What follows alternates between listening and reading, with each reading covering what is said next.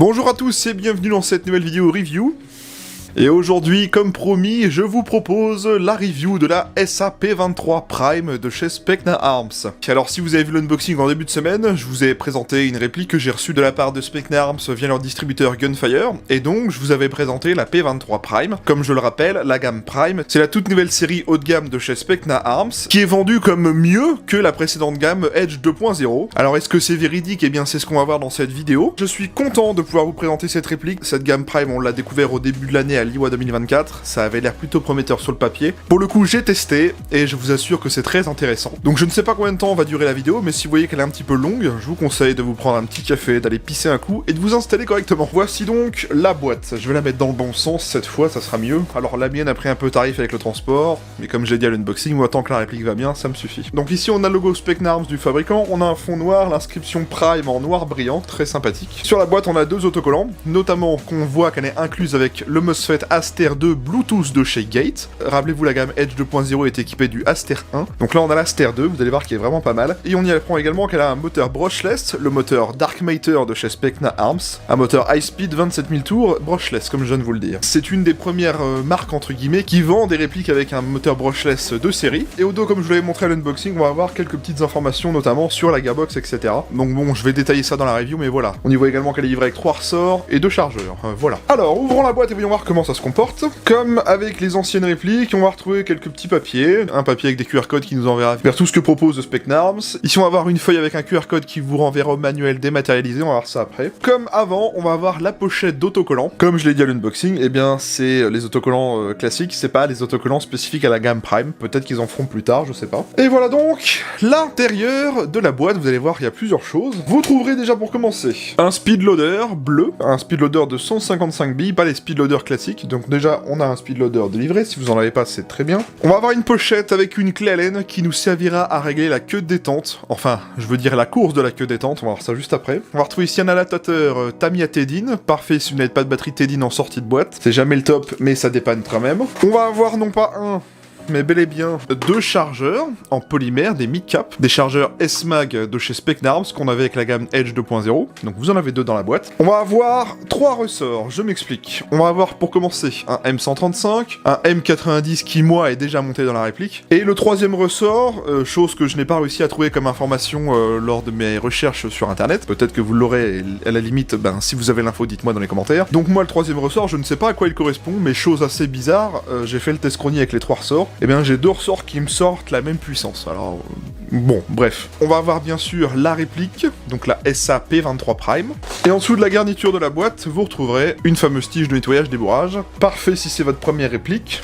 Voilà, donc vous voyez, on a quand même un contenu assez complet. Et voici donc la réplique du jour, la SAP-23 Prime de chez Specna Arms, en version KO Bronze. KO Bronze, c'est tout simplement la version bison de la réplique. Vous aurez également cette réplique disponible en version full noir si vous le souhaitez. Ça fait pas un tan, ça fait plus vraiment un bronze, hein, clairement. Et bien, je vais vous la poser là, et je vais vous parler un petit peu de l'arme réelle, parce que on voit bien que c'est inspiré d'un AR-15. La AR-15 ou Armalite 15 est la carabine automatique qui a donné naissance au fusil d'assaut M16 et à son dérivé allégé, le M4. Les AR-15 originelles sont une série de prototypes et variantes de la R10 en calibre 223 Remington, fabriquée par la filiale de la Fairchild Engine et Airplane Corporation nommée Armalite. La R15 a été développée comme une version allégée au calibre 5,56 mm de la R10, calibre 7,62 mm, conçue par Eugene Stoner, Robert Fremont et James Sullivan de la société Fairchild Armalite. Aujourd'hui, la R15 et ses variantes sont fabriquées par de nombreuses entreprises et sont très populaires parmi les tireurs civils et les forces de l'ordre du monde entier en raison de leur précision et de leur modularité. La série Prime est la toute nouvelle gamme dans la famille des répliques de chez Specna Arms, une réplique entièrement revisitée qui offre le meilleur en termes de qualité interne et externe. La réplique est dotée d'un canon de précision interne de 6,02 mm qui assure une excellente précision. Le bloc-up rotatif Magnus permet un réglage très précis et stable. On y trouve un système de changement de ressort rapide, ESA 2. Grâce à ce système, il est possible d'adapter rapidement la puissance de la réplique sans avoir besoin d'accéder à un atelier ou un ensemble d'outils spéciaux. L'interne est équipé de la gearbox Heizer, munie d'un piston en polymère renforcé avec rack en aluminium, un nozzle en aluminium, une tête de cylindre en aluminium, une tête de piston sur roulement, des engrenages 16 CNC et des bearings sur roulement 8 mm. Les répliques Prime sont équipées d'une détente Solar, unique qui fonctionne parfaitement avec les capteurs présents sur l'Aster 2, offrant une sensibilité et une précision sans précédent. Voilà donc pour l'arme et la réplique. Bon voilà, vous l'aurez sûrement compris, la gamme Prime, c'est la toute nouvelle gamme de chez Specna Arms, mais entre guillemets encore plus haut de gamme que la gamme Edge 2.0 qu'on avait déjà vu avant. Bon allez, nous on va commencer la review. On va commencer par le manuel. Bon, vous avez un QR code, on le flash, ça nous envoie sur le site. Lorsqu'on a flashé le QR code, ça nous renvoie sur le site Specna Arms, et c'est à vous d'aller choisir le manuel que vous cherchez. Nous on est sur la gamme P, donc il va falloir chercher la gamme P Series. Au moment où je tourne cette vidéo, la gamme Prime étant relativement récente, le site Specna Arms n'est pas encore actualisé, hein. Vous voyez, on a beau chercher, la gamme P n'existe pas encore. Je ne m'inquiète pas là-dessus, je pense que ça devrait être mis à jour prochainement, et vous arriverez à trouver les manuels sur internet. D'ici quelques semaines, je pense, on trouvera le manuel sur leur site. En tout cas, c'est quand même bien de nous mettre un papier nous indiquant où on peut le trouver rapidement sans avoir à chercher nous-mêmes. Moi, je préfère avoir un manuel papier complet dans la boîte. Bon, après, par souci d'écologie, j'imagine qu'on évite de faire des manuels papier aujourd'hui. Alors après, vous inquiétez pas, les manuels sont traduits dans plusieurs langues, hein, comme vous le voyez à ce papier. Vous aurez de l'anglais, du français, de l'espagnol, du polonais, du russe, du suédois et du finlandais. Il y aura largement de quoi trouver notre langue. Donc voilà. Comment est-ce qu'elle fonctionne, cette réplique? Eh bien, c'est un AEG. Qu'est-ce que les AEG? Ce sont des répliques qui fonctionnent avec une batterie. La batterie vient se mettre généralement dans la crosse et actionne ce qu'on appelle la gearbox. C'est une grosse boîte avec tout un système mécanique qui comprime de l'air, et l'air comprimé sert à propulser la bille. Ça reproduit le mode semi et full automatique comme un vrai fusil d'assaut. C'est généralement ce qu'il y a de plus simple pour commencer l'airsoft, généralement le moins cher, enfin ça dépend les différentes gammes et les différentes marques. Dites-vous que si vous commencez l'airsoft, c'est le plus simple parce qu'on n'a pas de contraintes par rapport aux répliques à gaz, par rapport au froid, etc. et l'entretien. Les répliques à gaz sont beaucoup plus réalistes, mais nécessitent plus d'entretien, etc. Ça se désigne donc sous le nom AEG pour Automatic Electric Gun. Tapez donc Airsoft AEG sur Google et vous trouverez plein de modèles différents. Regardons les marquages de cette réplique, parce que oui, elle en a, ils sont gravés, etc. Donc on va regarder ça de près quand même. On va avoir des marquages déjà sur la petite poignée qui est fournie sur la réplique. Sur le petit end-stop à l'avant, vous voyez, on a le logo SA juste ici, gravé. Au niveau du flanc gauche, comme sur les gammes Edge, on va retrouver un marquage gravé dans le matériau en creux. Voilà, Specna Arms, 5,56 mm NATO avec un numéro de série. Le marquage du sélecteur de tir Safe Semi-Auto, gravé également. La petite poignée avec le stippling. Notez que la poignée, moi personnellement, je l'aime bien. C'est pas la poignée avec l'espèce d'ergot qu'on a comme sur les M4 classiques. On n'a pas de marquage au niveau de la crosse et du tube de crosse pour les réglages. Pas de marquage en soi sur la crosse. En dessous de la réplique, au niveau du ponté, on va retrouver un marquage à la peinture blanche CE, c'est un marquage légal, j'imagine, hein, comme ils l'ont fait avec les gammes Edge 2.0, mais au moins il est caché en dessous, donc c'est plus discret. Si on va du côté droit, on retrouve le marquage Safe Semi-Auto, un autre marquage gravé en creux Specna Arms Industries, on va avoir une étiquette qu'on pourra virer si vous voulez. Ici, on va avoir l'étiquette qui réplique un petit peu ce qu'on a sur les armes des forces armées américaines, vous savez, sur les M4 et les M16, on voit généralement ça, donc c'est bien, ça réplique un peu ce truc-là, si vous aimez ce côté-là. Sur les organes de visée, on va avoir des petits marquages sur le flanc, vous voyez, et ça, là, gravé sur la base de l'organe de visée. Sur l'organe de visée arrière et également sur l'organe de visée avant, vous voyez le petit SA là, voilà. De l'autre côté de la poignée avant, on retrouve un marquage Specna Arms, gravé également. Donc ça, c'est les marquages de la réplique. On en a également sur les chargeurs. Donc si vous connaissez les chargeurs Specna Arms, eh bien vous allez avoir ces fameux chargeurs S-Mag, la texture qui est en fait plein de petits logos SA, c'est plein de petits SA en fait, la texture là, vous voyez. On retrouve en bas Specna Arms, également un 5,56 mm par 45. De l'autre côté, on va retrouver également les mêmes marquages, Specna Arms, les petits logos SA et 5,56 par 45. Et sur le talon de chargeur, on va retrouver le logo SA. Specna Arms, voilà. Et voilà pour les marquages de la réplique. Donc vous voyez, il y en a quelques-uns. L'avantage c'est qu'ils sont gravés en creux et non pas peints, sauf pour le marquage CE là. Mais à part ça, voilà, c'est le seul entre guillemets marquage disgracieux, c'est le marquage CE, sinon le reste, purement fantaisiste certes, hein. Là on n'a pas une réplique licenciée, etc. Mais je sais qu'il existe déjà des répliques licenciées avec la gamme Prime, hein. Par exemple des MK18 avec des marquages Daniel Defense. Donc si ça intéresse certains, ça existe. Parlons maintenant des contrôles de cette réplique. Bon, là c'est pas bien compliqué parce que vous voyez, on se retrouve typiquement avec un AR-15. On va retrouver instinctivement les mêmes fonctionnalités. La sécurité sur la M4 se manipule avec le sélecteur de tir. Le sélecteur de tir, c'est cette pièce juste ici, là, ce levier. Il n'est pas ambidextre sur ce modèle, vous voyez. On le retrouvera uniquement que du côté gauche. Lorsque le sélecteur est aligné avec safe, eh bien du coup on active la sécurité, donc ça ne bloque pas la queue de détente mais ça empêche le tir. La position semi, eh bien ça sera le tir en coup par coup. La position auto sera le tir en rafale ou rafale libre, donc voilà. Vous pourrez également programmer les modes de tir qu'on verra juste après avec le MOSFET. À l'arrière de la réplique, on va retrouver une crosse M4 réglable sur plusieurs positions. Pour allonger la crosse, on appuie sur le loquet juste en dessous ici et on tire au maximum. Voici donc la longueur maximale et voici la longueur minimale. Vous avez des crans intermédiaires bien sûr, à plusieurs endroits, hein. Voilà. Donc ça, c'est de la crosse M4 standard, ça change pas. Vous avez également des attaches-angles sur cette crosse, un attache-angle type QD, à gauche, et également à droite. Voilà. Très très bon point, Specna Arms a pris l'initiative de laisser les attache-angles à un point à l'arrière de la réplique en métal, à gauche et à droite, c'est ambidextre. Moi personnellement, j'adore ce genre de choses. À l'avant, vous n'avez pas entre guillemets d'attache-angle en soi sur la réplique, mais vous pourrez en rajouter par exemple, et bien sur le garde-main M-Lock ou avec les rails Picatinny inclus sur la réplique. Pour éjecter le chargeur, ça va se faire bien que du côté droit, ce n'est pas ambidextre. Donc avec le Mag Catch juste ici, là, comme sur n'importe quel M4, on appuie dessus et le chargeur tombe bien tout seul. Aucun problème. Vous voyez, aucune difficulté à l'extraire ou bien à l'insérer. On a un léger jeu latéral, comme sur la gamme Edge. On verra la compatibilité des chargeurs plus tard dans la vidéo. À l'arrière de la réplique, vous aurez le levier d'armement qui est juste ici, donc pour ouvrir la trappe de réglage du hop-up qu'on verra juste après. Alors le levier d'armement, eh ben, il ne bloque pas la fausse culasse. Ça, c'est vraiment un point que je trouve vraiment dommage. Specna Arms avec la gamme Edge, c'était pareil. Ils font de très très jolies répliques, etc., très performantes. Mais je trouve que ce qui est dommage, c'est qu'ils ne font toujours pas une fausse culasse qui se bloque. Là, en fait, je suis obligé de la maintenir pour aller régler le hop-up. Ce qui fait que, bah, au final, le ball catch n'est pas fonctionnel. C'est un ball catch factice, il ne sert à rien. Donc en fait, on peut même pas appuyer dessus. C'est pas un point rédhibitoire pour moi, mais quitte à faire des répliques aussi bien finies, ben j'aurais aimé qu'ils puissent au moins nous foutre enfin un ball catch fonctionnel. Notez que ce modèle est livré avec une poignée type N-Stop, donc une poignée N-Stop sur fixation M-Lock. Cette poignée d'ailleurs qui est en aluminium et non pas en plastique. Donc ben ça fait quand même un truc plutôt sympa, hein, bien ferme, bien résistant. Sur la réplique, on va avoir des organes de visée de type flip-up, on les relève tout simplement comme ceci. Ce sont des nouveaux organes de visée, c'est pas les anciens comme on avait sur certaines gammes Edge 2.0, que j'aimais pas du tout d'ailleurs. Sur l'organe de visée arrière, eh bien, on va pouvoir changer l'œilleton, tout simplement en basculant la pièce comme ceci.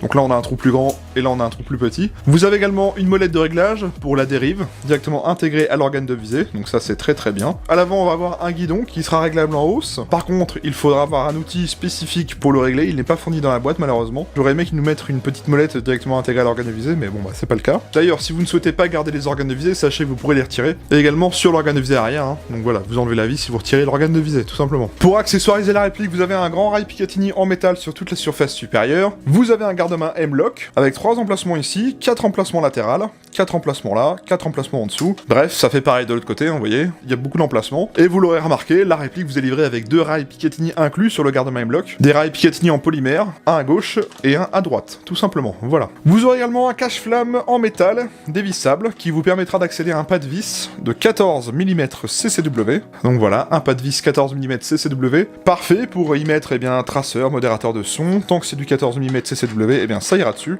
Donc voilà, il y a quand même pas mal de choses pour customiser la réplique selon vos envies. Voilà pour les contrôles standards de la réplique, hein. Vous voyez que ça reste un M4 R15, tout ce qu'il y a de plus standard. Maintenant, on va s'attaquer un peu plus sur l'interne. Pour le réglage du hop-up, c'est comme sur les M4 AEG standard. On va prendre le levier d'armement, on tire.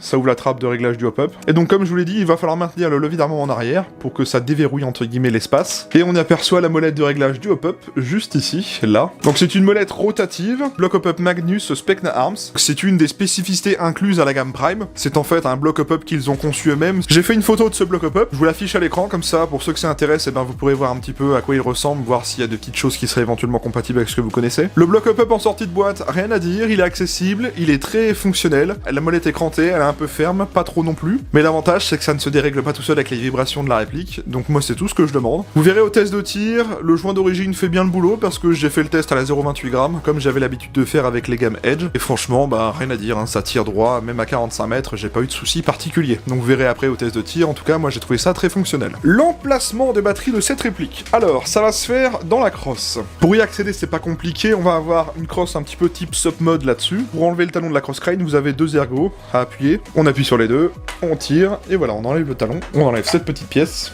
Et juste ici, on va trouver une connectique Tedin en sortie de boîte sur cette réplique. Oui, comme sur les gammes Edge 2.0. Et notez que sur la connectique, on a une étiquette avec l'inscription ASTER2. Ça nous indique bien qu'on a le MOSFET ASTER2 dedans. Et vous aurez également sur cette étiquette le petit code PIN de votre MOSFET. Donc entre guillemets, le mot de passe pour accéder à la programmation de votre MOSFET. Et donc, eh bien, notre emplacement de batterie, eh bien, ça va se faire soit dans le tube de crosse de la réplique, parce qu'il est creux, soit dans les emplacements latéraux de la crosse. Moi, pour le coup, j'ai utilisé cette batterie-là pour le test de tir. Donc une 11.1 en 1450 mAh 30C de chez ASG. Elle rentre parfaitement dans le tube de crosse, rien à dire. Voilà, et ensuite je m'arrange des câbles et terminé. Hein. Donc en soi, ça va pas être une réplique qui va être entre guillemets compliquée pour mettre une batterie, parce que même les plus grosses batteries 11.1 que j'ai, moi, rentrent sans souci. Hein. Et ben on va aller faire un petit test de tir à vue, voir comment se comporte la réplique. Donc comme je vous l'ai dit depuis le début de cette vidéo, vous avez un MOSFET inclus dans cette réplique, donc un MOSFET Gate Aster 2. Le Aster 1 déjà me plaisait beaucoup. Le Aster 2, ben pour le coup vous allez voir, il est encore un peu mieux. L'avantage par rapport à l'Aster 1, c'est que déjà, rappelez-vous, sur l'Aster 1, vous aviez une programmation MOSFET qui se faisait soit via l'USB Link, soit via le Blue Link, ou via la queue de détente. Là, sur cette réplique, la programmation MOSFET va se faire en Bluetooth. Donc vous n'avez pas besoin d'acheter l'USB Link ni le Blue Link. Le MOSFET est équipé du Bluetooth, donc en fait, il vous faudra juste un téléphone connecté en Bluetooth pour faire la programmation. On va voir ça juste après, on va déjà faire le petit test de tir à vide.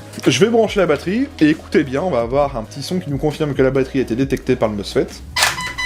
Voilà, donc là on a bel et bien branché la batterie, il a bipé 3 fois, il m'a bien signalé 3 éléments, donc une batterie 11.1. Et on va regarder la queue de détente. Donc le MOSFET Gate Aster 2, c'est un MOSFET sur capteur, donc on n'a rien de mécanique, hein, c'est une queue détente ultra filante pour le coup. Vous pourrez la régler cette queue détente, on va voir ça juste après. Moi pour le coup j'ai réglé la queue détente en fonction de mes préférences, on va avoir un trigger reset etc. très court, bref, voilà ce que ça donne.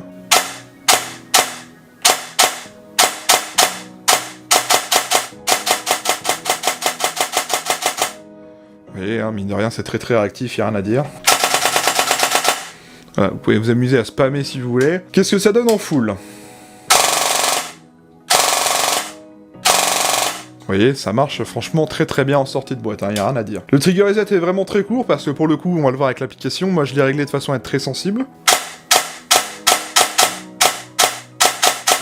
Vous voyez, on peut vraiment enchaîner le semi comme vous voulez. Hein. On a une réactivité quand même très intéressante, une cadence en full qui est mine de rien aussi très intéressante, 22 billes-secondes mesurées au chronie avec le ressort M90, 22 billes-secondes avec une réplique sortie de boîte, franchement c'est loin d'être déconnant hein, pour le coup. Je vous ai dit que moi j'avais réglé la queue détente de façon à ce qu'elle soit sensible, donc en fait, eh ben, vous avez une vis de réglage qui est accessible, en fait directement au niveau de la queue détente, je vais essayer de vous montrer. Derrière la queue détente, à ce niveau-là, dans le petit creux là, vous avez une toute petite vis, et donc c'est à ça que sert la clé Allen qui est fournie dans le petit sachet que je vous ai montré au début, c'est tout simplement pour régler la course de détente de cette queue de détente. Moi je l'ai réglé de façon à ce que j'appuie à peine et ça part. Et bien sûr vous pourrez faire le réglage également avec les capteurs. On va maintenant passer au réglage du MOSFET. Donc là je vous ai mis l'enregistrement de mon téléphone à gauche de l'écran, comme ça vous verrez ce que je fais en même temps. Je répète, pour commencer la programmation MOSFET, insérez une batterie dans la réplique, enlevez le chargeur parce que ça peut être utile, et bien sûr allumez le Bluetooth de votre téléphone. L'application est totalement gratuite, elle se trouve sur iOS et Android. On arrive donc sur cet écran, on va cliquer ici, sur le petit plus. Là on voit le MOSFET qui est affiché, donc là je vais cliquer dessus, connexion.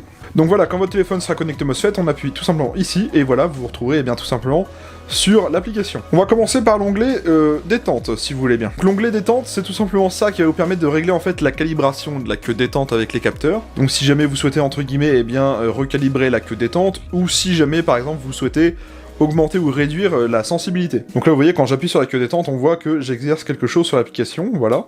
Donc là j'appuie à fond et on voit bien qu'on appuie à fond. Donc là tout à l'heure je vous ai dit que j'avais réglé la queue détente de façon à ce que ça soit très sensible. Vous pourrez bien tout simplement régler de façon à pouvoir entre guillemets décaler la sensibilité, vous voyez.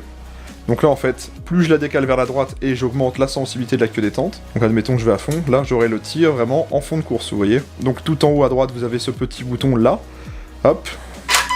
Donc là en fait, ça vous permettra de faire votre réglage en même temps d'effectuer le tir. Tout à l'heure en fait on avait juste le capteur qui était fonctionnel, là on va avoir le tir également, vous voyez. Et donc si je décale que ça soit pas du tout sensible, là il va falloir que je pousse la queue détente à fond par le tir. Vous voyez, par rapport à tout à l'heure où c'était plus sensible. Voilà. Vous avez également la fonction détente en 2 étapes. Par exemple, si vous souhaitez faire entre guillemets un mode AUG, c'est-à-dire si vous voulez entre un premier cran avec le mode semi et un cran plus loin avec le mode full. Ça vous permettra en fait de régler la sensibilité du mode AUG, donc avec le premier cran à semi et après le deuxième cran à auto. Ensuite, on a le réglage du préarmement, donc le pre-cocking. Vous avez le réglage automatique ou manuel, comme vous le souhaitez, vous voyez. Donc moi, je l'utilise pas parce que j'en ai pas besoin. Vous avez également le contrôle du ROF, donc le contrôle de la cadence de tir, pour l'augmenter ou le réduire. Donc moi, je l'ai laissé de base, parce que je trouve que la cadence me va très bien comme ça, mais vous pouvez régler la cadence de tir. On a le mode sniper juste ici, donc le mode sniper, je rappelle, c'est pour vous simuler un rechargement de fusil à verrou, par exemple, pour éviter de spammer la queue détente en semi, par exemple. Vous pourrez régler le temps entre chaque tir, de 0,5 secondes jusqu'à 0,20 secondes. Ensuite, on va avoir l'onglet sélecteur, donc ça, c'est intéressant. C'est ici qu'on va aller tout simplement régler, en fait, les programmations du mode de tir. Donc de base, on est sur un safe semi-auto classique. Vous avez le safe semi-binary, safe semi-semi, safe semi-burst. Admettons, je vais sélectionner le safe semi-binary, donc je vais avoir un safe, un semi et un binary. Binary, je rappelle, on appuie ça part, on lâche ça part. Oui, là vous pouvez vraiment avoiner. Hein. Save semi-semi, eh bien c'est un save semi-semi, donc bah save semi et semi, donc ça, moi perso je vois pas l'intérêt. Save semi-burst, eh bien c'est le mode save semi et burst comme son nom l'indique. L'avantage quand vous activez ce mode là, c'est que vous pourrez régler également votre mode burst, de façon à avoir 3 ou 5 billes. Donc là j'ai un burst de 3, ou je peux avoir un burst de 5. Vous voyez ? Je vais remettre sur le mode 3, je préfère le mode 3. Donc c'est un type burst, hein, on n'a pas besoin de maintenir le cycle, hein, on appuie un tout petit coup et ça part.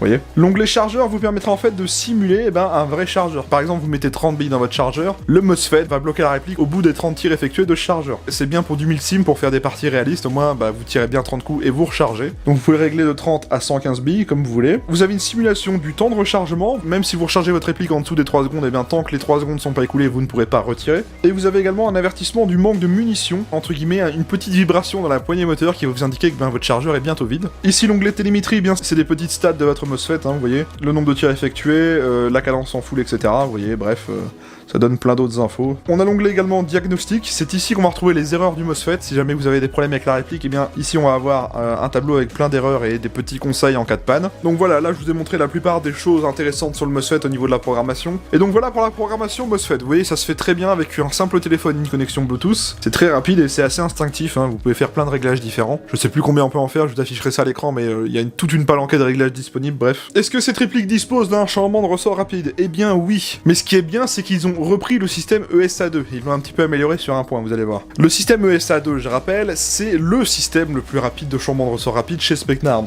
Donc pour ce faire, c'est pas bien compliqué. On va commencer par tirer la crosse à fond. Vous avez cette bague juste ici. Vous pouvez la dévisser à la main. Ça dépend comment vous l'avez serrée, mais bon, moi je l'ai serrée un peu fort, mais voilà, ça se fait très bien à la main normalement. Donc voilà, vous la desserrez un petit peu. À ce niveau-là, on va prendre le tube de crosse et on va lui faire un quart de tour. Hop. Ensuite, on le tire vers l'arrière. Et voilà, on accède au guide ressort. C'est vraiment le système que j'apprécie le plus chez Specna Arms. Il n'y a pas besoin d'outils, ça se fait très bien. Donc notre guide ressort est ici, on peut le dévisser également à la main. Alors faites attention parce que le ressort va être sous tension, donc ça peut partir... faut le retenir un peu, hein.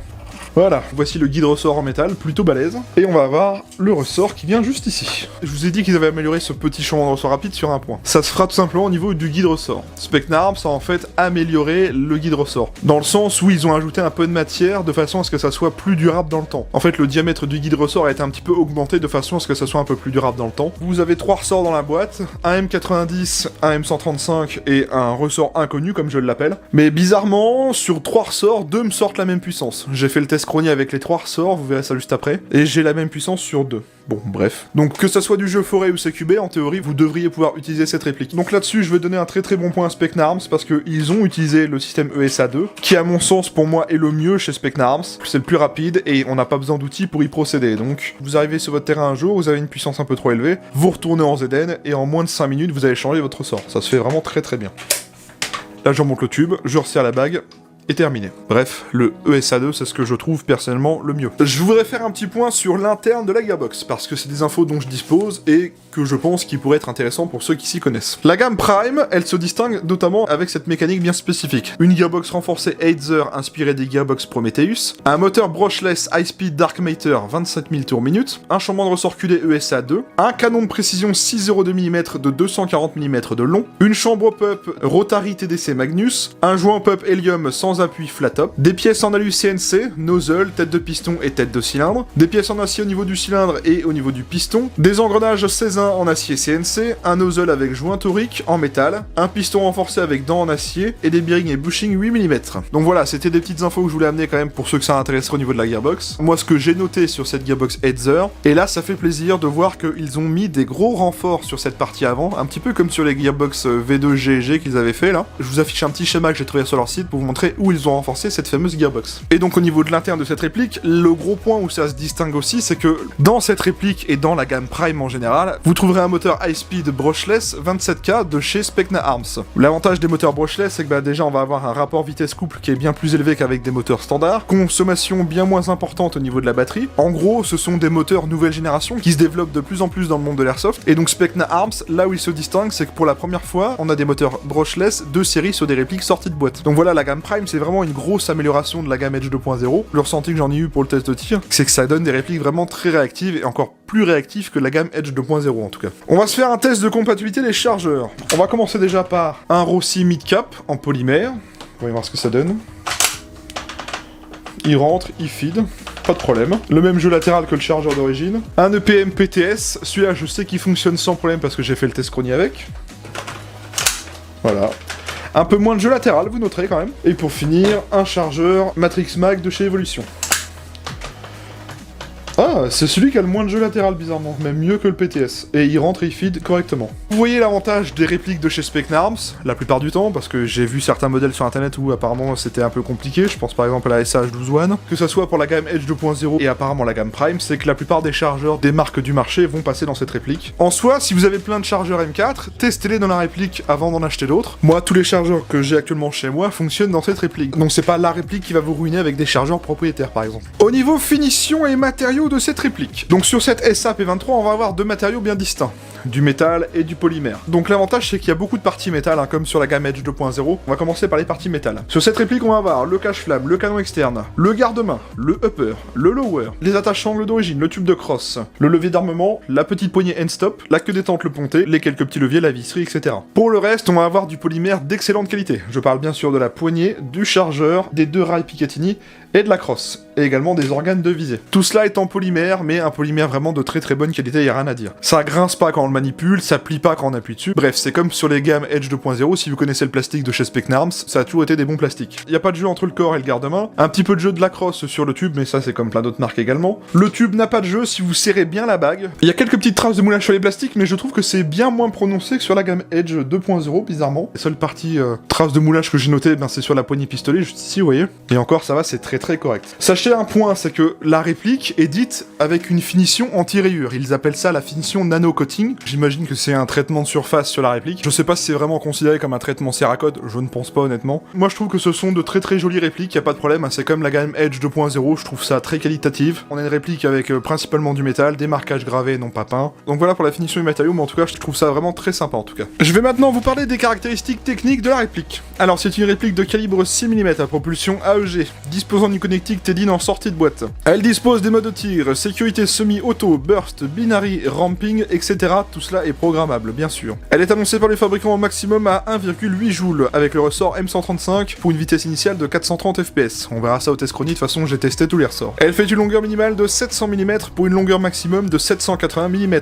Elle pèse 2700 grammes. Le diamètre du canon interne est de 6,02 mm et il mesure 240 mm de long. Elle dispose d'un pas de vis 14 mm CCW. Elle dispose de rail tactique Picatinny M-Lock d'origine. Elle dispose du hop-up réglable. Elle ne dispose pas du blowback. Elle dispose d'un changement de ressort rapide ESA2. Elle est équipée d'un MOSFET Gate Aster 2 programmable en Bluetooth. Elle est livrée avec deux chargeurs en polymère de 125 billes chacun mid-cap. Elle est équipée d'un moteur high speed 27 000 tours brushless Dark Matter. Sa gearbox est une V2 Hetzer de chez Specna Arms. Elle est fabriquée entièrement en métal et polymère. Elle est de couleur noir et bronze ou également disponible en full noir et c'est fabriqué par Specna Arms. Bon écoutez, on a fait le tour de cette réplique. On va aller au test chronie et au test de tir et je vous retrouve juste après pour ma conclusion. Allez, à tout de suite.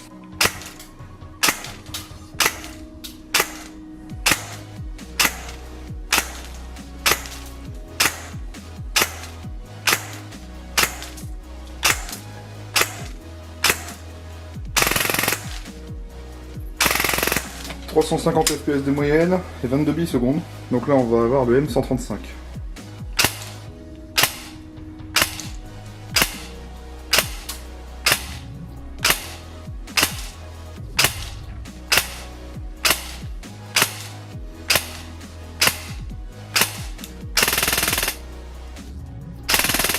Donc là on retrouve les 1,8 joules annoncés par le constructeur, donc avec le plus gros ressort.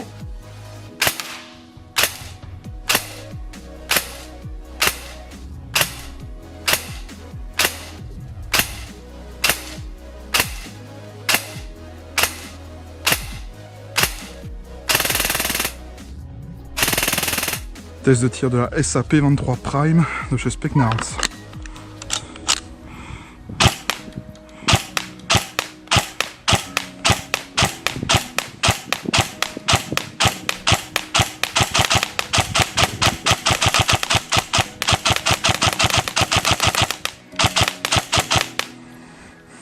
bah ça tourne super bien.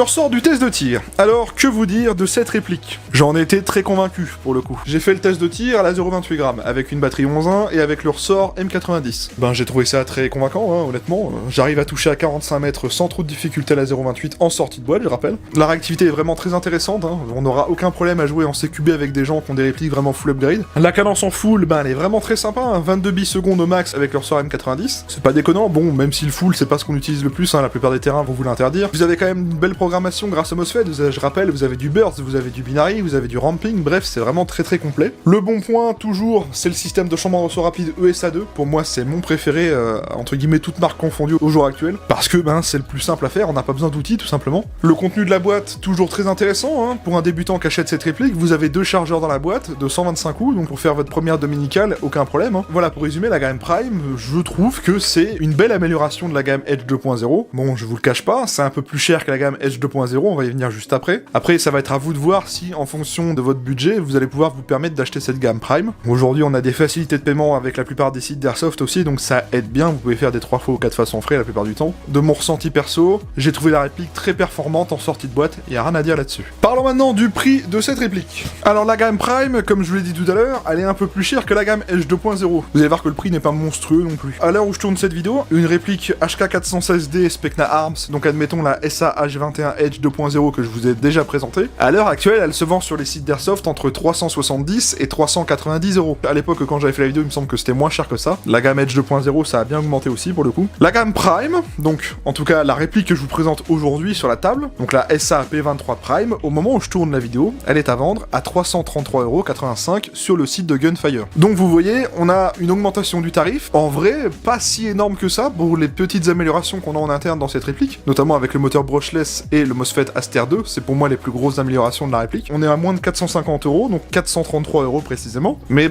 c'est un peu plus cher qu'une gamme Edge 2.0, mais au final, est-ce que ça vaudrait pas le coup d'économiser un peu plus et de prendre la gamme Prime plutôt que la gamme Edge 2.0? Il y a quelques modèles déjà dispo sur le marché, généralement c'est de la R15. Je crois que j'ai pas encore vu d'AK en gamme Prime, il me semble pas. Alors après, vous inquiétez pas, je pense que dans le temps, Specna Arms va développer d'autres modèles comme ils l'ont fait avec la gamme Edge 2.0, donc avec d'autres modèles de réplique bien sûr. Mais à l'heure actuelle, 433 €, franchement c'est pas déconnant hein, pour la qualité de la réplique et les performances qu'elle dispose. Moi je trouve ça vraiment très correct. En plus, comme je vous l'ai dit, les chargeurs vont pas vous ruiner parce qu'elle prend la plupart des chargeurs du marché. Donc voilà ce que ça donne au niveau du prix en tout cas. Bon, je rappelle, si ça vous intéresse, le lien est en description. Bien écoutez, on arrive donc à la fin de cette vidéo. Petit rappel pour tous ceux que ça intéresse, si vous souhaitez soutenir la chaîne YouTube, pensez à utiliser mes liens affiliés qui sont en description. J'en ai pour plusieurs sites différents, donc si vous avez besoin de faire une commande sur l'un de ces sites, utilisez mon lien affilié, c'est totalement gratuit et vous, ça ne vous coûtera pas plus cher, ça ne coûte strictement rien de votre poche en fait. C'est juste qu'en validant votre commande avec ce lien affilié, vous soutenez gratuitement la chaîne. Il y en a déjà plein qui l'ont fait, il y en a toujours qui continuent à le faire. Un grand merci à tous ces gens-là, ça fait plaisir. Je tiens également à remercier Specna Arms et Gunfire de m'avoir envoyé gratuitement ce modèle pour vous en faire la présentation vidéo. Pouvoir présenter la gamme Prime à sa sortie, pour moi c'est quelque chose de vraiment important et j'espère que ça vous a plu. Je vous mets tous les liens essentiels de Specna Arms et de Gunfire en description, vous n'avez pas à chercher, c'est juste en dessous. Moi je vous invite donc à venir vous abonner à ma chaîne YouTube, pensez bien à activer la cloche et les notifications, c'est grâce à ça que vous verrez quand je sors ou que je programme une nouvelle vidéo sur la chaîne. Donc si vous voulez rien louper de ce qui se passe sur la chaîne, c'est ce qu'il y a de mieux à faire, c'est totalement gratuit, tout ce que vous avez à faire c'est cliquer sur s'abonner et activer la petite cloche juste à côté. J'ai également Facebook, Instagram, X, ce sont mes réseaux sociaux, j'y poste des contenus bonus en plus de YouTube, des stories quand je vais jouer à l'airsoft ou que j'achète du matos, voilà c'est du contenu bonus, si ça vous dit c'est totalement gratuit, c'est en description. Si la vidéo vous a plu, n'hésitez pas à liker, commenter et partager cette vidéo, dites-moi ce que vous avez pensé de la présentation de cette réplique, dites-moi ce que vous pensez de cette réplique, si vous faites partie de ces joueurs qui ont déjà acheté une gamme Prime, n'hésitez pas à me donner votre rétex sous cette vidéo, me dire ce que vous pensez de cette réplique, si vous en êtes déçu, si vous en êtes content, s'il y a des choses qui ne vous plaisent pas, tant que c'est bien construit et qu'il y a des arguments, moi j'accepte, je réponds à tous les commentaires, la partie commentaire est un espace d'échange, c'est fait pour ça, vraiment, utilisez-la. La vidéo est dès à présent terminée, j'espère que ça vous a plu, un grand merci à tous ceux qui l'ont regardé en live le vendredi soir, un grand merci à tous ceux qui la regarderont plus tard, je vous souhaite à tous un très bon week-end, profitez, on a 3 jours, pour certains, après il y en a peut-être qui bossent lundi, donc bon courage à eux. Bonne partie si vous allez jouer, bonne semaine, et on se retrouve la semaine prochaine pour d'autres vidéos. Prenez soin de vous, portez-vous bien, et salut à tous.